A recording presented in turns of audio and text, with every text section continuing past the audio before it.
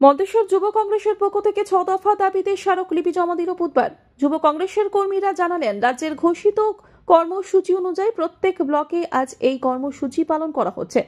তারই পরিপ্রেক্ষিতে আমরা কুসুমগ্রামের বিএলআরও অফিসে ডেপুটেশন দিচ্ছি।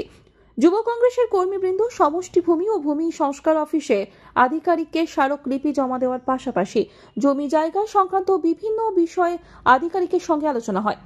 সমষ্টি ভূমি ও ভূমি সংস্কার আধিকারিক মহাশয় ব্লক যুব কংগ্রেস কর্মীদের আশ্বস্ত করেন। প্রত্যেকটা বিএলআরও অফিসে ডেপুটেশন ছিল।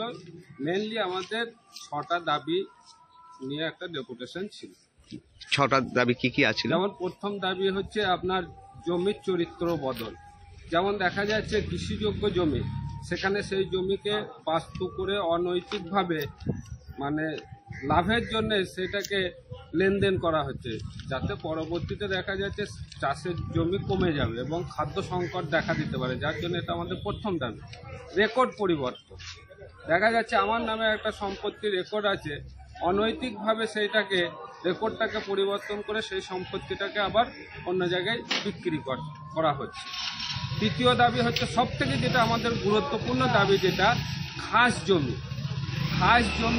সেই খাস জমির রেকর্ড করিয়ে নিয়ে সেই জমিটাকে মানে কিছু দালাল চক্র সেটাকে বিক্রি করে প্রচুর পরিমাণে মুনাফা করছে এই মন্তেশ্বর ব্লকের। কাকে ডেপুটেশন দিলেন? আমরা বিএলআরও ম্যাডামকে ডেপুটেশন জমা দিয়েছি। তিনি কি আশ্বাস করলেন? তিনি যথেষ্ট আশ্বাস দিয়েছেন যে আপনারা যে 6 দফা ডেপুটেশন দিয়েছেন প্রত্যেকটা তথ্য আমরা ভেরিফিকেশন করে সেগুলো আমরা সচেতন। মন্তেশ্বর থেকে মৃত্যুঞ্জয় যশের রিপোর্ট, আনন্দ বার্তা।